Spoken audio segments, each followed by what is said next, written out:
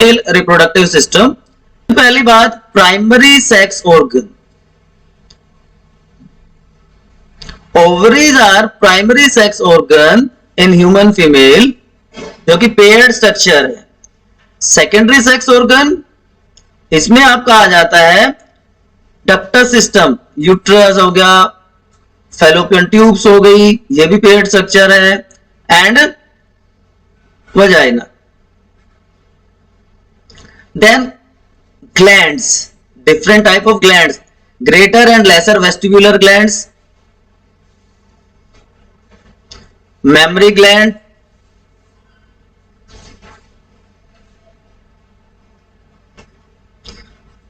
so under these headings we will discuss female reproductive system।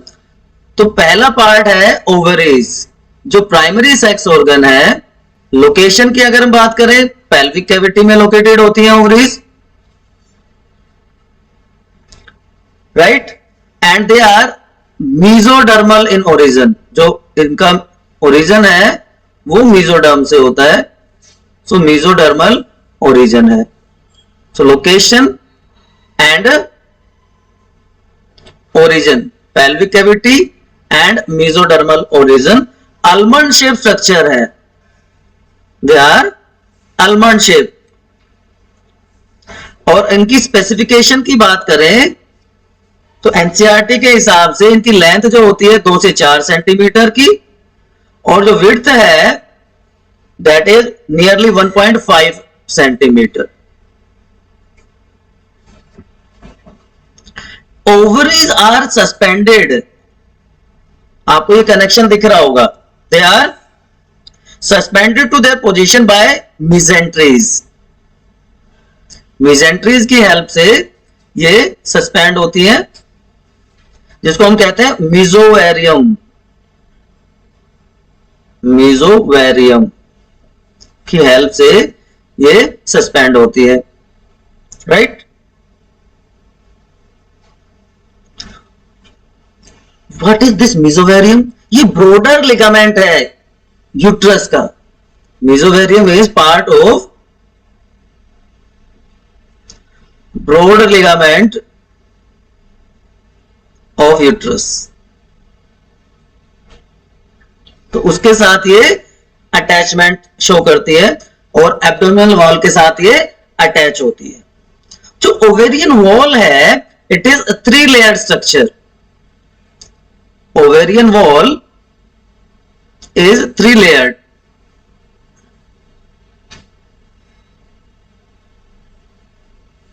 जो outermost layer होती है that is germinal epithelium. Outermost is germinal epithelium, और इस germinal epithelium में cuboidal sales present होती है। Cuboidal sales यहां पे प्रेजेंट होती है। मिडिल लेयर या इस जर्मिनल एपिथेलियम के जस्ट नीचे ट्यूनिका एल्ब्यूजिनिया लेयर होता है,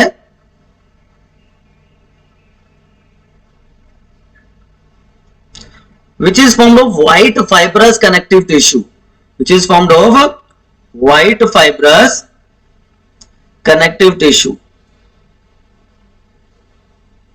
और ये ही व्हाइटिश कलर प्रोवाइड करता है हमारे ओवरी को। एंड उसके बाद आता है visceral peritoneal layer. Visceral peritoneum, this peritoneum is a covering of germinal epithelium। Germinal epithelium की कवरिंग को विसरल पेरिटोनियम कहते हैं। जो स्ट्रोमा है, stroma is divided into 2 parts और 2 एरियाज, आउटर कोर्टेक्स और इनर जो एरिया है उसको मेडुला कहेंगे। Outer cortex and inner medulla। So this is how these ovary walls are arranged। चलिए अब थोड़ा सा हम इंटरनल स्ट्रक्चर की बात करते हैं। तो जो मैंने अभी आपको बताया कि जो स्ट्रोमा था वो दो पार्ट में, आउटर डेंस लेयर जो कोर्टेक्स है और जो कम डेंस लेयर है जो इनर पार्ट है उसको मेडुला कहते हैं। अब होता क्या है, जब डेवलपमेंट स्टार्ट होती है, जो फीटल लाइफ है, during early fetal life special cells होती हैं जिनको प्रीमोर्डियल जर्म सेल या प्रोजिनेटर सेल्स कहते हैं। प्रीमोर्डियल जर्म सेल्स और progenitor sales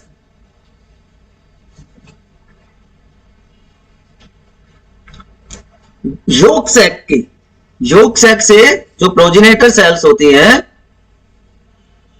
just a second, yolk sac की प्रोजिनेटर सेल्स हैं वो माइग्रेट कर जाती हैं, ट्रांसफर कर जाती है ओवरी में, राइट। तो जो एंडोडर्म है योक सैक का, वहां से सेल्स आ गई ओवरीज में और they give rise to primordial follicles. इससे प्रीमोर्डियल फॉलिकल की फॉर्मेशन हो जाती है, right. These follicles are present in different stages। आगे हम डायग्राम में डिस्कस करेंगे। कोर्टिकल रीजन में ये डिफरेंट स्टेजेस में प्रेजेंट होते हैं फॉलिकल्स। तो progenitor cell change into oogonia. This oogonia undergoes mitotic division. इसमें माइटोसिस हो जाता है and it changes into primary oocyte। It changes into primary oocyte। और प्राइमरी oocyte आपको पता है, आपने oogenesis अगर पढ़ा हो तो, जो मेयोसिस 1 का प्रोफेज 1 होता है उसमें अरेस्ट हो जाती है, gets arrested at prophase 1 of meiosis 1। यहां पर आके प्रोसेस टेम्परली रुक जाती है। सो बर्थ के टाइम पर fetal ovaries have million of primary follicles और प्राइमरी oocytes। याद रहेगा आपको, बर्थ के टाइम पे large number of millions of primary oocytes are found और प्रेजेंट। चलिए अब आगे क्या होगा कि इंटरनली अगर हम स्ट्रक्चर की बात करें, इंटरनल स्ट्रक्चर ऑफ ओवरी की हम बात करते हैं।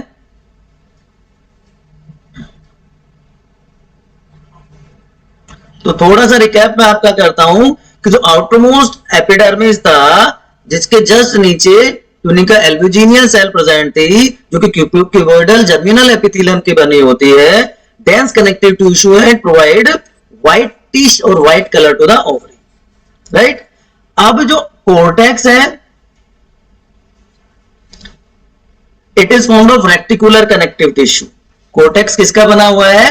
रेटिकुलर कनेक्टिव टिश्यू का बना हुआ है, क्लियर। और मेडुला जो है एरियोलर कनेक्टिव टिश्यू प्रेजेंट है वहां पे। इन मेडुला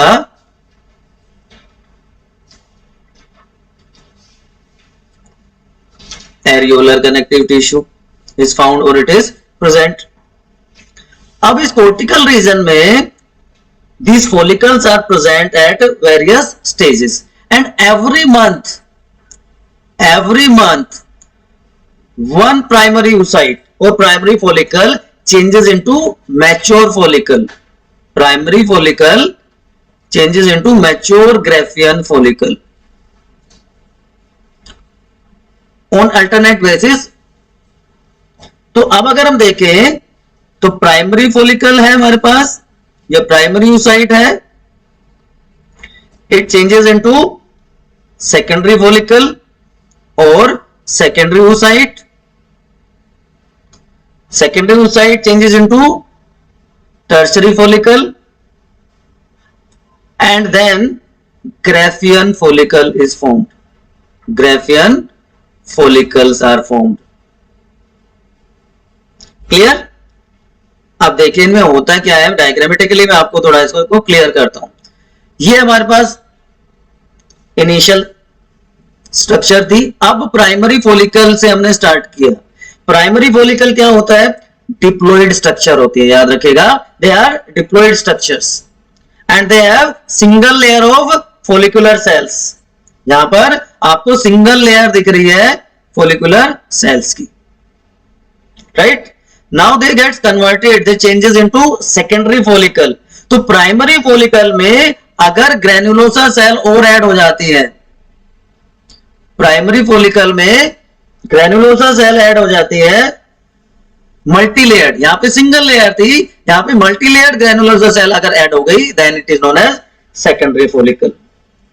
ओके, अब नेक्स्ट स्टेज में अगर ये कैविटी, जिसको फॉलिकुलर कैविटी या फॉलिकुलर एंट्रम कहते हैं, अगर वो भी अपीयर हो जाए, वो डेवलप हो जाए, then they are known as tertiary follicles. They are known as tertiary follicles and liquor folliculi भी इसको कह सकते हैं, liquor folliculi. And finally haploid secondary oocyte, haploid N number secondary oocyte plus antrum अगर present है तो ये कहलाती है ग्रेफियन फॉलिकल या मैच्योर ग्रेफियन फॉलिकल। क्लियर? अब मैच्योरिटी जैसे ही आती है, at maturity under effect of LH, luteinising hormone के एक्शन की वजह से it get ruptured and secondary oocyte is released. Secondary oocyte is released and this process is known as ovulation. Ovulation हो जाता है इस स्टेज पर आकर, right? Clear? So how this primary follicle releases secondary oocyte? अब जैसे ही ovulation हुआ, चलिए यहां पे आपको समझाते हैं। रप्चरिंग हुई and after rupturing blood vessels, rupture blood loss due to rupturing of blood vessels and this condition is known as corpus hemorrhage.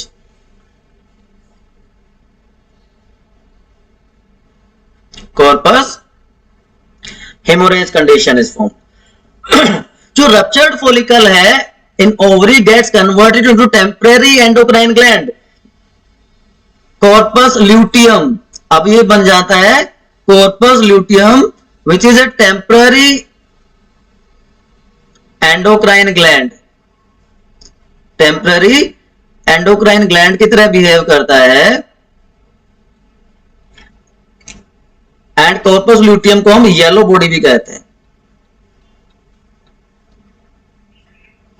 और क्योंकि ये एंडोक्राइन ग्लैंड है, ये क्या रिलीज करेगा? हार्मोन रिलीज करेगा, progesterone. It secretes progesterone hormone.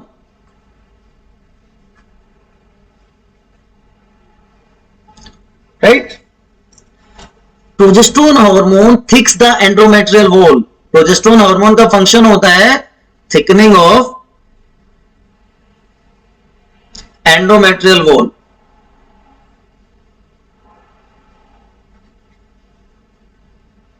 उसको thick करने का काम करता है। Now this corpus luteum also degenerate, ये कॉर्पस ल्यूटियम भी डिजनरेट करता है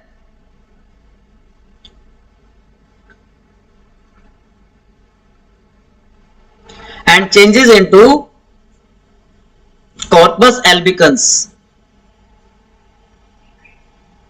Corpus albicans या white body,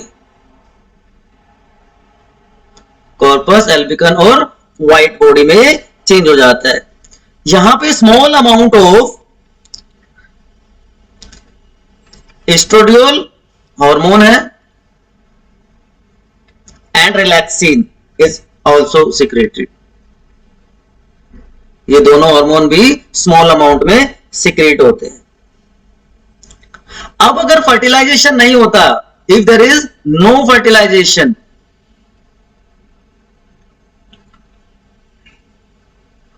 in absence of fertilisation, corpus luteum degenerate कर जाएगा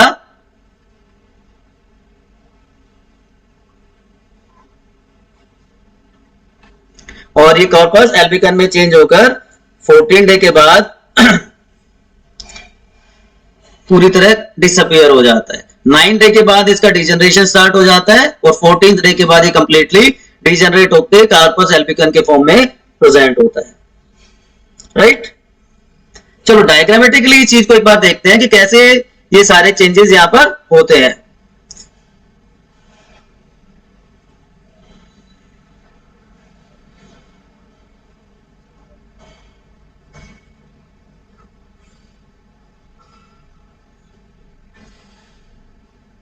ये आउटर पार्ट कोर्टेक्स है and inner area is known as medulla. चलिए, तो सबसे पहले प्राइमरी oocyte, हमारे पास प्राइमरी oocyte प्रेजेंट होता है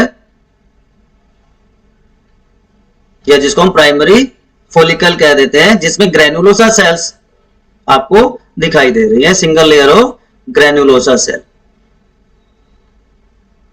दिस ग्रेनुलोसा बिकम मल्टीलेयर्ड। इस मल्टीलेयर्ड ग्रेनुलोसा को हम कह देते हैं सेकेंडरी oocyte और secondary follicle. Now in this secondary oocyte cavity appears, antrum or follicular antrum appears and this is known as tertiary follicle। अब इसको हम कह देते हैं tertiary follicle।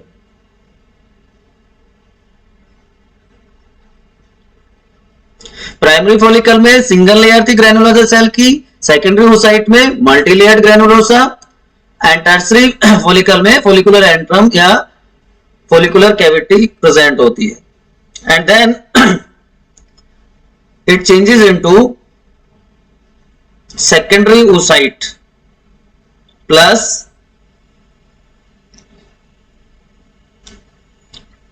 मास। तो यहां पे सेकेंडरी oocyte है और बाकी सारा एरिया है जहां पे रप्चरिंग हो जाती है। So it is known as mature Graafian follicle. Mature Graafian follicle. Now at maturity, under effect of LH, luteinizing hormone के एक्शन की वजह से it degenerate and secondary oocyte is released. This step or this process is known as ovulation. इस process को हम कहते हैं ovulation, right? And it changes into corpus luteum or yellow body। ये corpus luteum भी lastly degenerate कर जाता है and changes into corpus albicans, एक scar रह जाता है। So this is how different changes occurs in ovary। Ovulation आपको पता है मेंस्ट्रुअल साइकिल के 14th डे पे होता है ovulation. Like millions of follicles और प्राइमरी follicles आर प्रेजेंट। तो बर्थ से लेकर प्यूबर्टी तक जब जाते हैं, so most of the primary follicles get destroyed, they get destroyed and this is known as follicular atresia। It is known as follicular atresia।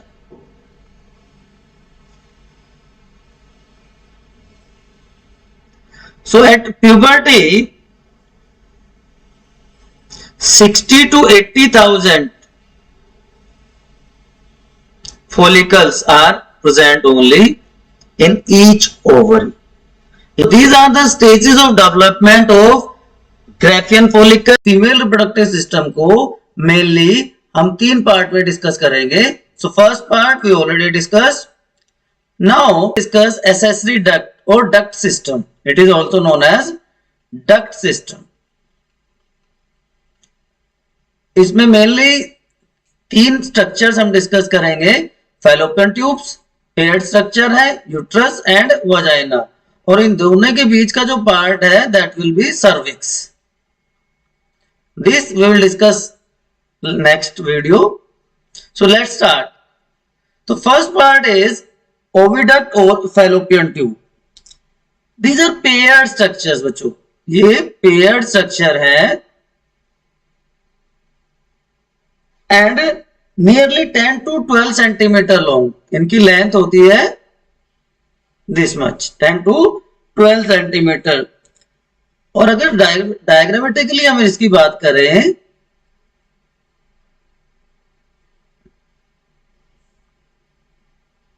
तो इस तरह का स्ट्रक्चर इसका होता है. ये ऑलरेडी हम डिस्कस कर चुके हैं ovarian part. And same way यहां पर दूसरी साइड में. So this part is fallopian tube, right? It is divided into 3 parts or 3 regions. जो सबसे आगे का पार्ट है that is known as infundibulum. This is infundibulum.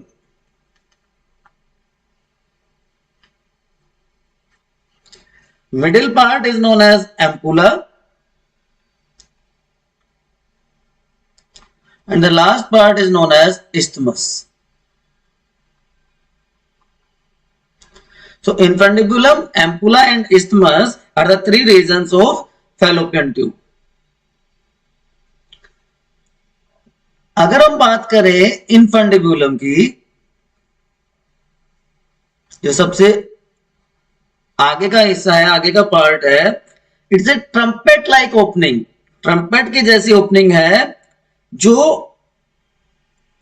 इसका जो एंड है यहां पर आप देख रहे हो, इसके एंड पर ये फिंगर लाइक प्रोजेक्शंस हैं. These finger like projections are known as fimbriae. Fimbriae बहुत इंपॉर्टेंट स्ट्रक्चर है. Fimbriae have to collect egg cell from the ovary. यहां से जो एग सेल आएगा उसको रिसीव करने का काम ये फिम्ब्री करते हैं after ovulation, right?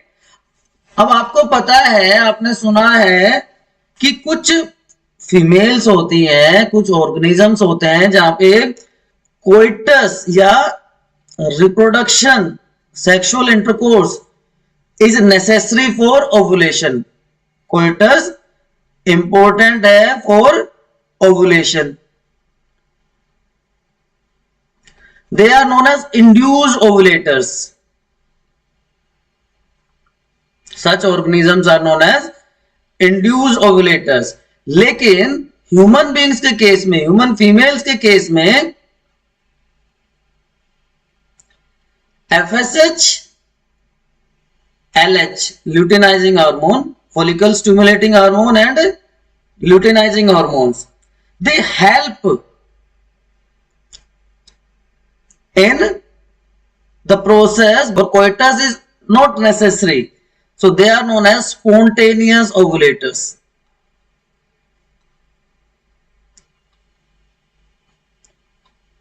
So after copulation, जो ऑक्सीटोसिन है वो पेरिस्टल्सिस को प्रमोट करता है इन फैलोपियन ट्यूब और बाद में आगे जाकर यूट्रस में.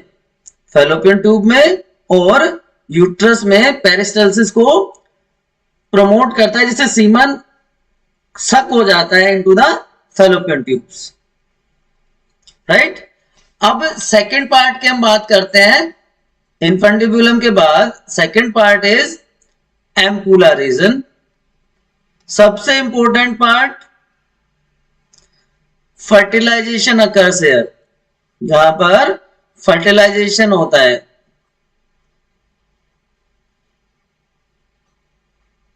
ठीक है? It is the widest and longest part of fallopian tube. Widest and longest part of fallopian tube. और तीसरा पार्ट जो है that is known as isthmus, जो कि कनेक्टेड होता है यूट्रस से. Short narrow thick walled part है, short narrow but thick walled.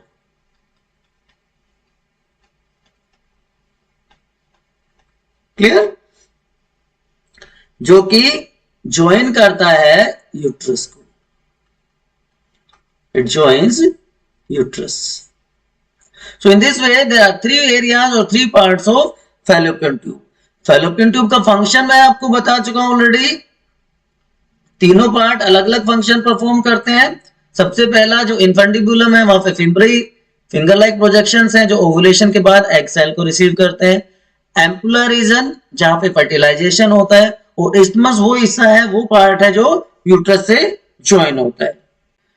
अब डक्टर सिस्टम का दूसरा हिस्सा, दूसरा part which is known as uterus. अब इसकी डायग्रामेटिकली अगर हम स्ट्रक्चर देखें तो ये वाला पार्ट जो है, ये वाला हिस्सा जो है that is known as uterus.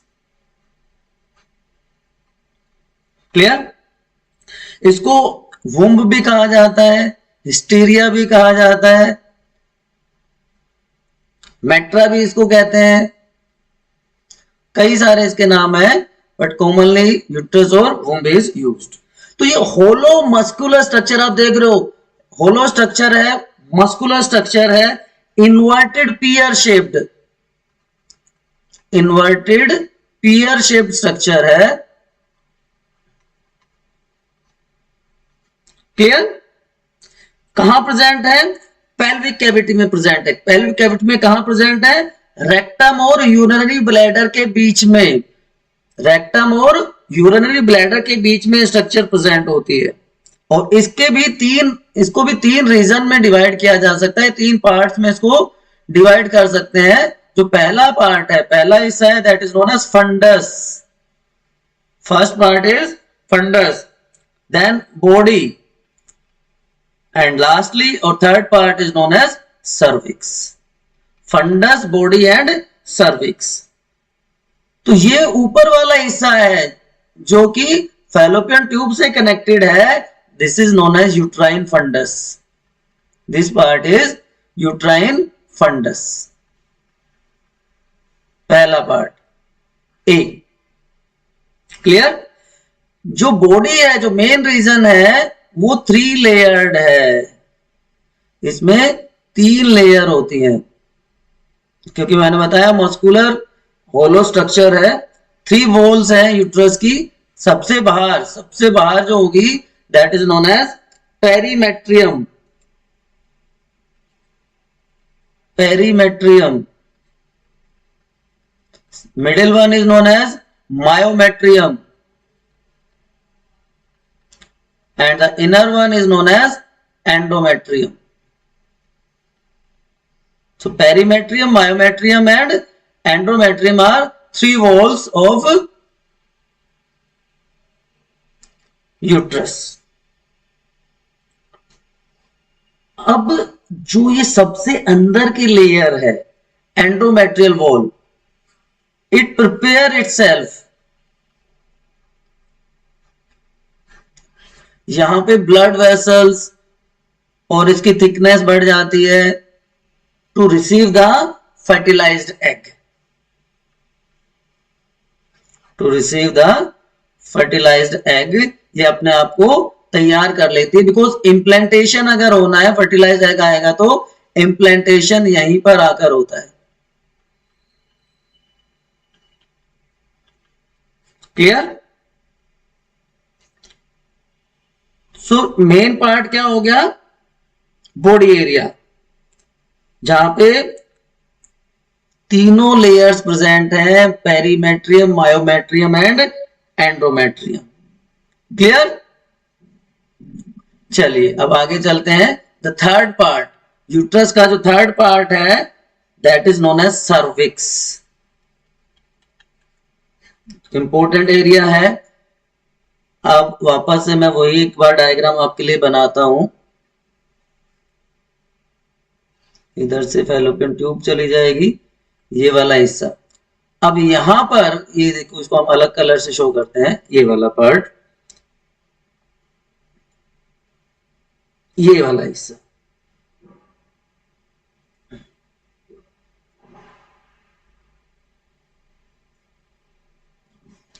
Right. तो ये वाला पार्ट है, this is known as cervical canal. Cervical canal और सर्विक्स जिसकी हम बात कर रहे हैं, सर्वाइकल कैनाल और सर्विक्स। अब यहां पे दो ओपनिंग्स होती है, यहां पर दो ओपनिंग है, इंटरनल ओएस ओरिफाइस एंड दूसरी external orifice. Sorry, this is internal orifice and this is external orifice. दो ओपनिंग है यहां पे, इंटरनल एंड एक्सटर्नल ओरिफाइस। जो यूट्रस की बॉडी है उसके साथ जो कनेक्शन है, यूट्रस की बॉडी के साथ जो कनेक्शन है that is known as internal orifice, और जो वजाइना के साथ जो कनेक्शन है that is known as external orifice. Clear. तो सर्विक्स और कैनाल जो लास्ट पार्ट है यूट्रस का, ऊपर की तरफ यूट्रस से जुड़ा हुआ है सर्वाइकल कैनाल जिस इंटरनल ओरिफाइस के थ्रू, और नीचे की तरफ वजाइना से कनेक्टेड है with the help of external orifice, right, os. So ये वाला पार्ट जो मैं आपको बता रहा हूं, सर्विक्स और सर्वाइकल कैनाल, ये वाला पार्ट इधर इंटरनल ओएस है और यहां पर एक्सटर्नल ओएस है। दोनों स्ट्रक्चर्स यहां पे प्रेजेंट है। ट्रस की ही बात करते हैं हम। यहां पे 3 लेयर्स हैं, तो सबसे बाहर की लेयर ये हो गई पेरीमेट्रियम, राइट। उसके बाद मिडिल लेयर इज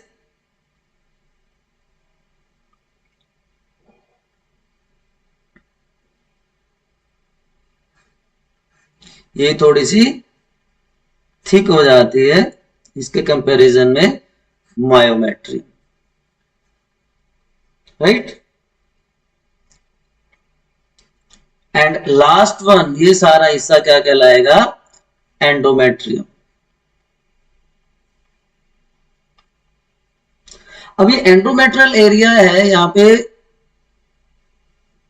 इस तरह के स्ट्रक्चर्स डेवलप हो जाती हैं और ये 2 पार्ट में डिवाइड हो जाता है। दिस पार्ट जो पीछे का हिस्सा है that is known as stratum basalis, base जो बनाता है, और जो आगे का हिस्सा है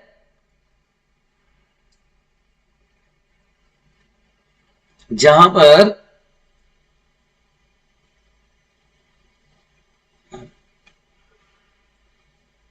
स्पेशलाइज्ड स्ट्रक्चर्स या सेल्स प्रेजेंट होती हैं, that is known as stratum functionalis. Stratum फंक्शनलिस।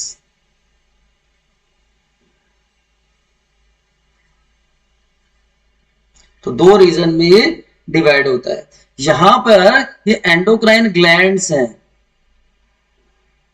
ये एंडोक्राइन ग्लैंड्स प्रेजेंट होते हैं जिनको यूट्राइन ग्लैंड भी हम कह सकते हैं, और ये बाकी का हिस्सा जो बच गया that is uterine cavity. This is uterine cavity. Base जो बना है लेमिना प्रोपेरिया का बना होता है, vagina, vaginal opening is known as vaginal orifice. It is covered by a very thin fold of skin which is known as hymen.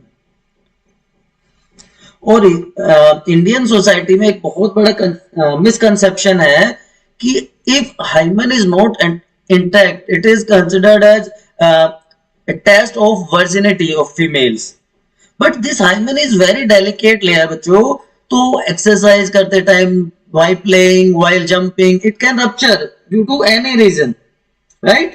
And it is formed of non-keratinized, ये question आता है कि कौन सा टिश्यू यहां पे present होता है, non keratinised stratified squamous epithelium, non keratinised stratified squamous epithelium।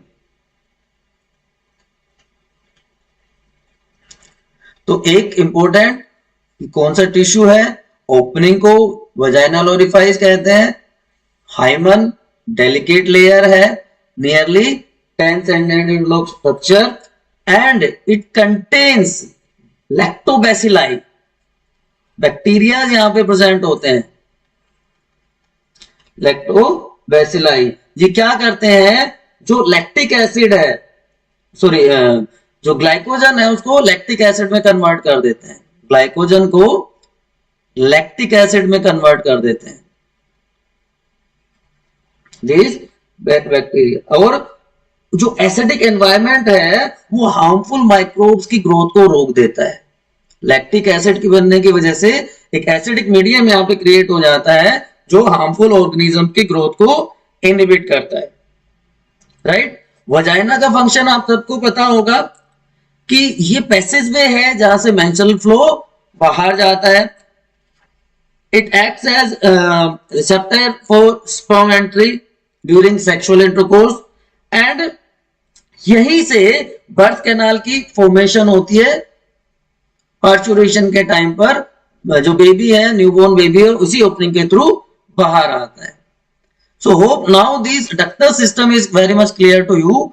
In next lecture will discuss female external genitalia.